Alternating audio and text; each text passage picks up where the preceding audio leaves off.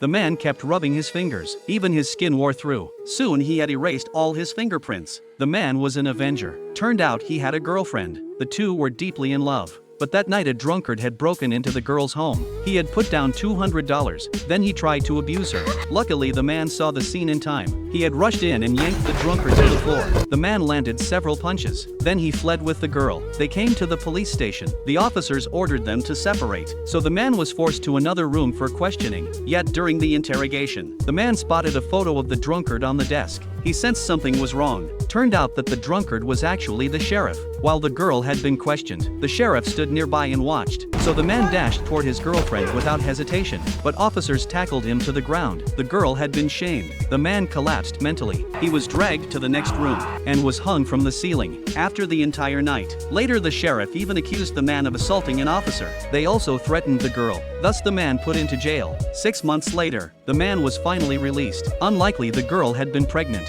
Seeing this scene, the man cried out in pain. He decided to seek revenge. The first target was this old officer. The man broke into his house and knocked him to the ground. The other officers received a distress call. They rushed to the old officer's home. The old officer had lain in the bathtub. He had stopped breathing. The officers knew the killer was the man, so they arrested him and took him back to the station. The officers began beating the man. They tried to force a confession, but the man said nothing. This officer completely collapsed. Just then their superior walked in and saw it all. With no evidence, they were forced to release the man. The man then continued his revenge. He ambushed an officer at a gas station. Then he pulled the trigger and shot the officer down. Another officer tried to avenge his partner, but the next second, the man hurled a metal plate and struck the officer's head. Now only the sheriff remained. Looking at the pitiful girl, he had grown afraid. 5 years later the old sheriff retired. He had opened an orphanage and even become a philanthropist. The man watched the hypocrite giving an interview on television,